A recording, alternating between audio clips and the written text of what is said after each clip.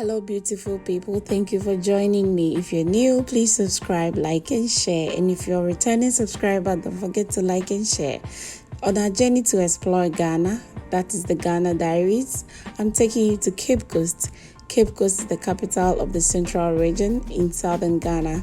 It is known for its role in transatlantic slave trade. Cape Coast has a large whitewashed fort built by the Swedish in the 17th century, and it was later used by the British as a holding prison for black people. Aside this, Cape Coast has lots of interesting places that you can visit. They have the Kotokrapa Market and also the Kakum National Park. So come along, let's visit Cape Coast, and specifically, let's go to the Cape Coast Castle. It was a nice, beautiful day, and during our stay, our vacation in Ghana, I said to myself, why not take my kids to Cape Coast to see the Cape Coast Castle and also learn their roots, their history, how come we have a lot of black people in these European countries, in America, and the rest. Learn about how those things came into effect, how black people were exploited, how they were treated. In our shots is the Cape Coast Castle painted white, filled with a lot of history. And I must warn you though, if you're somebody who is very emotional, I will suggest maybe you don't watch it, because a lot of the things that would be said or that were said are so sentimental, because it involves slavery, and you know how hard it is to remember all those things that happened. So I mean, if you are emotional person, maybe you should skip and watch something else. We got there and we registered our vehicle, and time to go inside. So come along, let's keep moving, let's keep walking.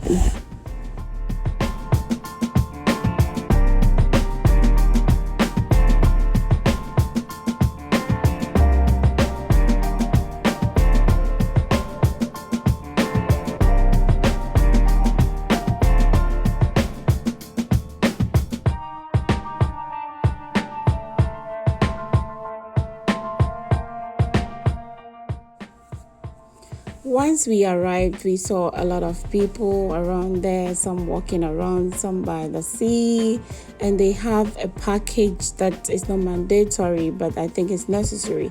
They have a 45-minute tour, of which you go with a tour guide who tells you the history about the castle, and I think it's very necessary that maybe you pay that token or you pay that fee and go for the tour if you've not done it before. But if you've gone for the tour before, I mean, there's no need for that. So with the kids and the rest of my family, we decided to pay for the tour and join the people and also listen. So time to listen, guys. Thank you. There were 1,000 men against 300 women. They stayed in the dungeon minimum 2 weeks to about 3 weeks. All depends on the availability of British ships. But in the year 1807, the British came out with a law that said it stopped slave trade. 1814, that just did the same. And from that time to 1860, Africa, this trade never stopped. It continued for 40 years and more.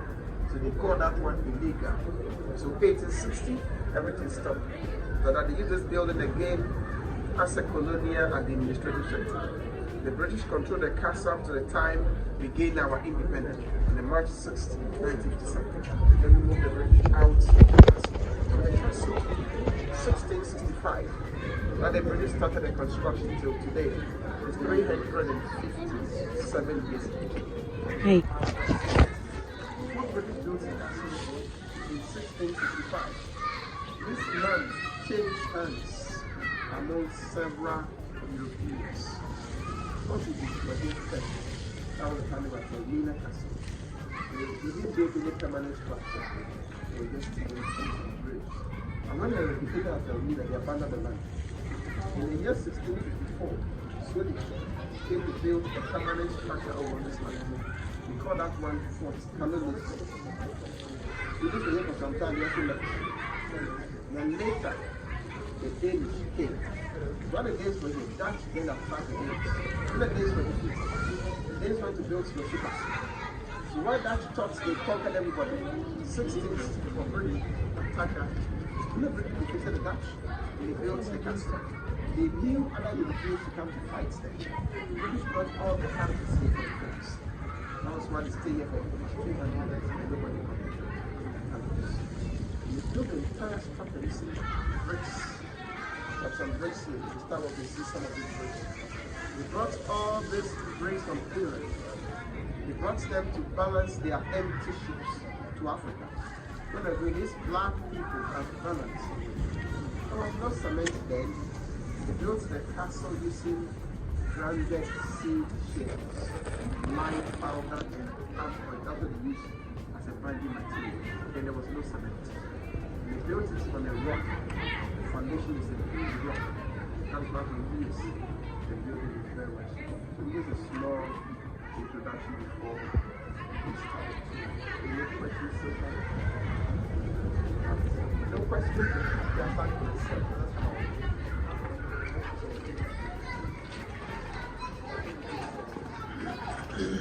What's your head after?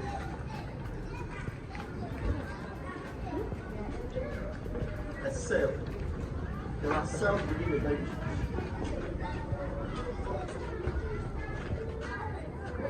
Keep your head slow.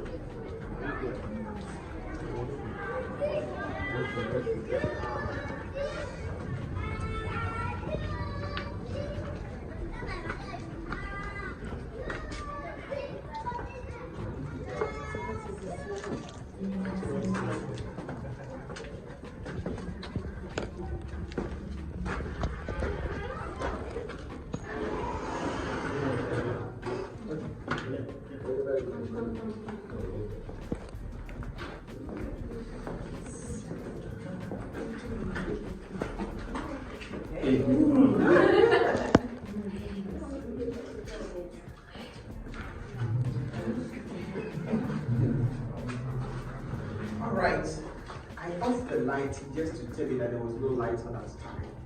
So during the time of slave trade, Europeans were treated the black people in the dungeons. So some of them were fighting the white people. They wanted freedom at that time. Those days that British brought them here, especially men. The cell has 3 doors. What's the door here? There are this one. One door in the middle of the last door. So the those who were fighting here, they would lock the 3 doors. They would give them food, no water, no light, and they would kill them. So this place, they killed blacks who were fighting Europeans. We have the last door left. It is open. Really as if the 3 doors are locked, you are in. Just imagine. That was how they killed blacks. But today, we are not dying, we're going out. Now, as you go out, please keep your head low. Keep your head low.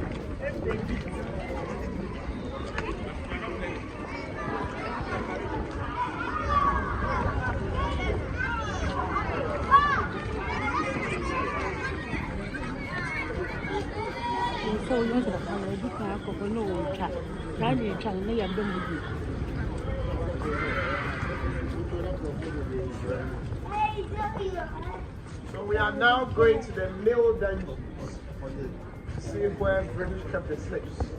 This part was for men, 1,000 at a time. And before you enter, you can see that President Obama was here. Obama is here. 2 steps. Those steps again. Use the middle. Use the middle. Let's go.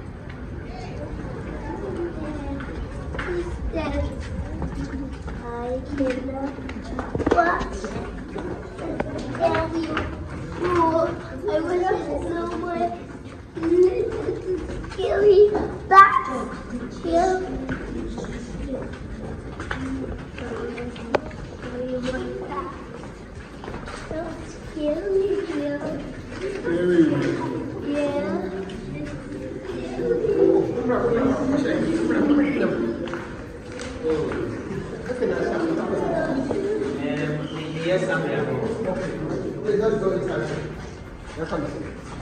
Watch your steps.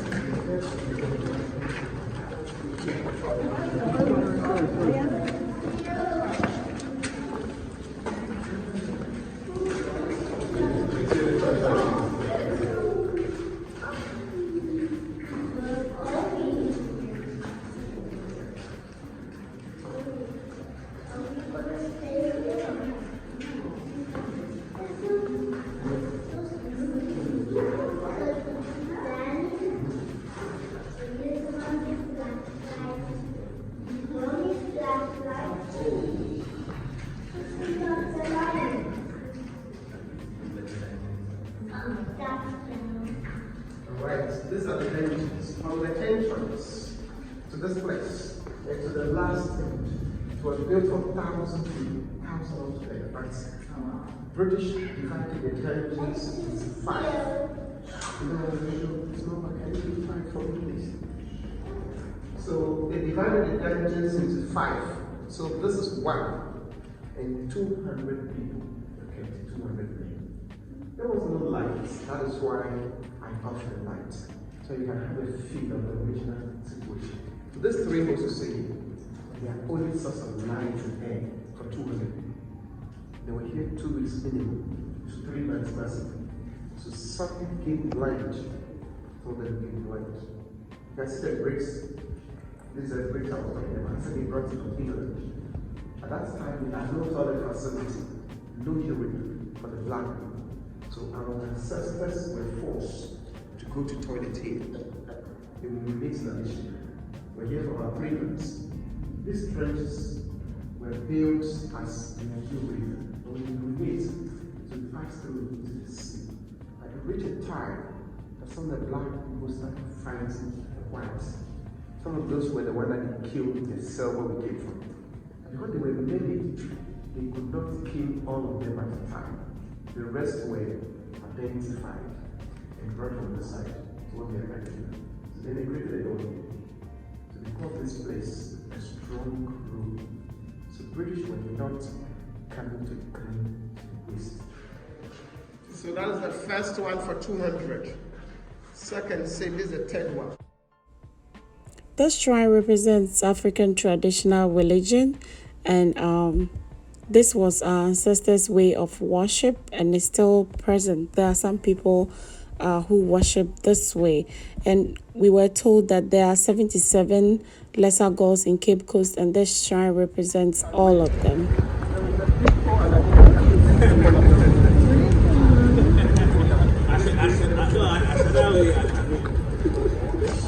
Now we have graves in the yard. We have 1 against 3. This is somebody called Philip Kweku. Kweku is a Ghanaian name, but the Kweku was corrupted with Kwak. The British couldn't pronounce our name properly, so they made a Kweku Kwak. This man, his father, worked with the British, so he was taken to England with 3: Philip, Thomas, and William. When he got there, the 2 died, but this man survived. British trained him as a school teacher. They made him a pastor in the Anglican ministry at age 24. He was the first black man to be ordained as a priest. He came back to the country, then he grew pastor and teacher preaching in that church.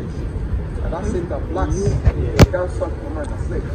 This man taught some Euro-African children who worked for the British for the whole of his life and died October 17, 1816, age 75. Because he worked for the British. That was why this people who later became Reverend Philip Parker. That is the wife of McLean by name Letitia. Elizabeth Landon. She was the only white woman who came around during the entire period of the trade. But within 2 months, the woman died. When Maclean was coming, Maclean refused to come with the wife. For like 6 years, Maclean wasn't going to England to visit the wife. So the wife came to visit. When she got in 2 months, she died. There were a lot of rumors at the time. The school of thought said malaria killed Letitia within 2 months of the arrival. The other one said because Maclean stayed longer, Maclean wasn't going to England again. Maclean has gone in for an African woman called Miss Barnum to my camp. When Letitia came to the end of that story, out of jealousy, she took some poison and died. And the last one said the woman that Maclean was going out with, this woman was a beautiful woman. The woman wanted to have Maclean forever as the husband. So when Letitia came, the Ghanaian woman posed as a servant, then poisoned Letitia so that she would not take it out. So these are the theories surrounding the death of this lady. So till now, July 2022, me, I don't know what killed Letitia. When Letitia died, she died 1837, 10 years before Maclean died, age 36. And what do you think killed Letitia? This one, they store rainwater here. When the volume is about some 20,000 gallons. They do rain harvesting. You can see pipes like this. Whenever it rains, they harvest all the water and store it. So this is purely rain harvesting. So Ghana school children.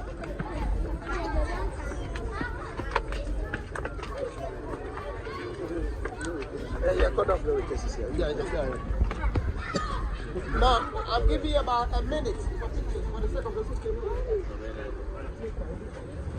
All the way to the document. When you were taking the picture, there's a big hole underneath. You're going in the hole? You walk through this one to the door. So this place was where they monitor the movement of the slaves as they go to the Mommy, you're hurting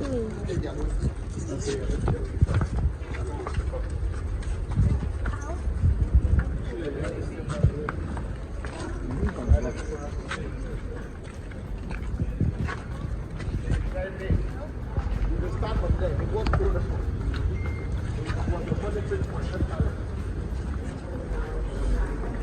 Alright, let's get closer. You're supposed to see the end of the tunnel before coming here, but there's a group there. When people are gathering, when they're gathering, that's the end of the tunnel. So let's move on our way back. I'll show you. So the men come out from there, they get away and they go together. But this is also another cell. This cell was built for some of the female slaves that British wanted to rape and we refused. Because of malaria, Europeans never brought their wives home. Malaria killed them to the extent that they named the coast of West Africa white man's grave. So many men came. And the men could not stay alone for a longer time. So they abused African women sexually. But sometimes they wanted to do that. Some women didn't fight together. We just said no to rape, they brought them in, they had a round door. They locked them, they stayed for 1 week for punishment. We were doing that for other women to see. You have to follow, they'll get closer to you, they'll fight you. There's a hole there, that was the toilet, give it to them. Pass food and water through this place. Once in a day, sometimes once. Shall we come?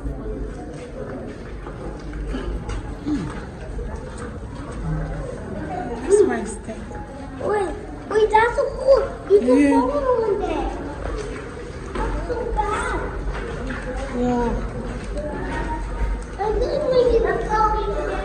So this were folding dungeons for women. We stand on the build dungeons. We are here to see the female section. So let's enter this.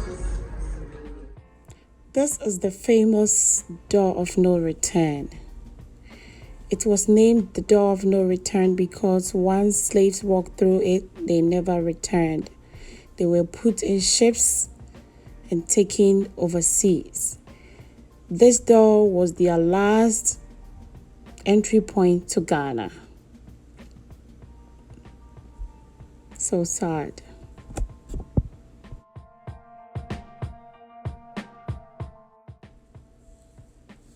Thanks to the end of colonization, now people like myself can walk through the door back and forth. I can come through the door and go back without thinking that I'm never going to return.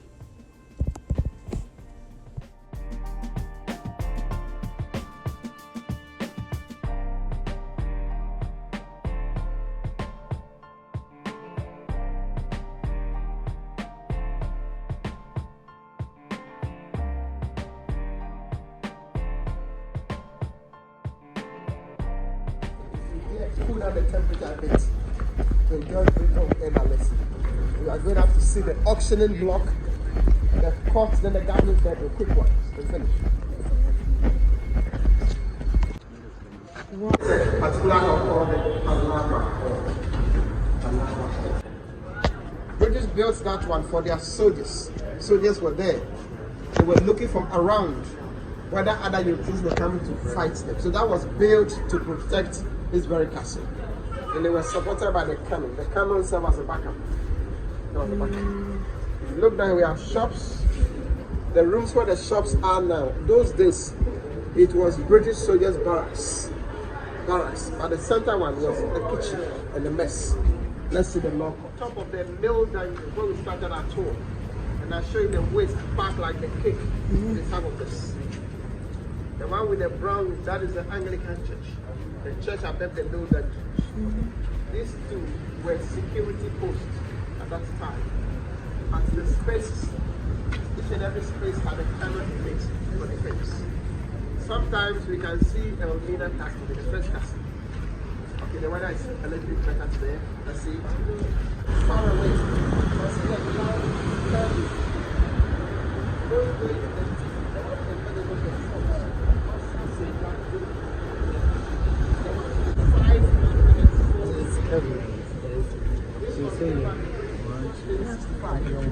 this is 357 years. In the Elmina Castle, this castle is the youngest castle among the three in the country. It's now a UNESCO heritage site. That was done in 1979. And as we tour the castle this afternoon, brothers and sisters, us to live in the everlasting memory of the sufferings of our ancestors.